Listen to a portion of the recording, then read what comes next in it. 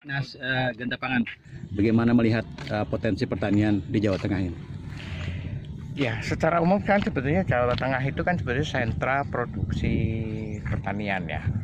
Selain beras itu juga untuk hortikultura. Nah, khusus untuk daerah Gerobokan ini, Alatnya nggak ada turunnya nih. hari ini kita sengaja untuk melihat satu sentra yang kita direncanakan untuk sebagai perbanyakan benih. Yang nantinya benih ini akan kita pakai di dalam program-programnya Genta, di mana kita tahu bahwa program Genta adalah integrasi antara budidaya dengan industrinya. Nah, untuk membangun klaster kan butuh benih yang terjamin, kemudian juga butuh pupuk yang terjamin.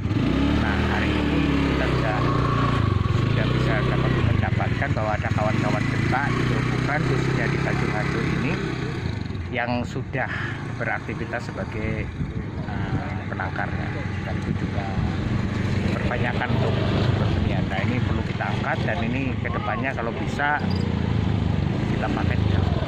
Nah, saya kira itu, Mas. Pak, terkait klinik tadi, itu bagus untuk kemajuan para petani sendiri. Genta memproyeksinya seperti apa agar klinik ini berhasil? Ya, jadi klinik tani itu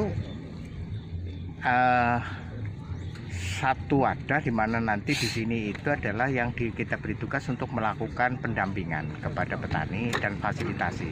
Jadi klinik tani ini nanti akan membawa satu klaster budidaya atau disebut sebagai wilayah usaha tani terpadu, apa 1000 atau sampai dengan 3000. Nah, di situ nanti teman-teman penyuluh ataupun kemudian tenaga-tenaga teknis pertanian yang ada di klinik tani ini mendampingi petani-petaninya agar mereka bisa melakukan budidaya itu secara tertata dengan baik dan berhasil. Nah, ini nanti terus klinik tani akan bisa terus berkembang. Ada obja pengolahan lahan, obja penanaman, obja pemanenan, kan gitu. Dan yang lebih penting lagi sebetulnya penggunaan pupuk dan obat tanaman itu terkendali, kan gitu, terkendali. Dan ujungnya adanya klinik tani ini, jadi ketika petani itu terutama menemukan permasalahan di dalam budidayanya, segera bisa ada alamat yang pasti dan kemudian dilakukan penanganan dengan segera. Jadi kita akan menerapkan sistem penanggulangan hama terpadunya di situ. Itu, Mas. Satu lagi ya, Pak, Ya. hasil panen para mereka ini, bagaimana Genta Pangan mengantisipasi? Ini memang salah satunya ini nih.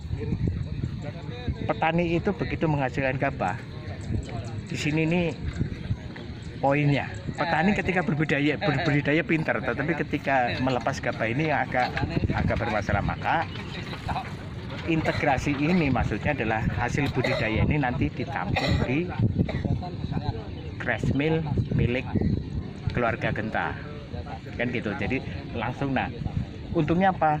Ya ini kan rice mill kan ada nilai tambahnya, Mas. Nah, kita harapkan pengurus-pengurus yang nanti ngurusi petani ini bukan ngurangi pendapatannya petani, tetapi justru malah diambilkan dari keuntungannya rice mill, kan gitu. Dan itu nanti Genta pikirkan untuk pengadaannya bagaimana. Itu nanti setiap kabupaten apa kita melihat? Iya, sebetulnya idealnya itu setiap klaster. Jadi kita ada 2 klaster, ada klaster kecil 1000, berarti kan harus di backup dengan rice mill kapasitas 2 ton per jam. Tetapi kalau klasternya 3000, ya kan harus di backup dengan rice mill yang kapasitasnya 6 sampai 8 ton per jam. Dan itu kalau memang baru ya harus modern, sehingga ujungnya rendemennya semakin bagus. Gitu. Nah, coba bayangkan kalau di tingkat intensifikasi saja kita ada penaikan produksi 2 ton saja per hektar, maka defisit atau kekurangan beras untuk rakyat kita selesai, Mas. Gitu. Harapannya kita gitu. Jadi naik untuk membantu pemerintah menyelesaikan problem import beras yang katanya mengganggu petani. Gitu. Kat. Yeah. Satu dulu, Pak. Bapak saya minta izin nama. CHARIS.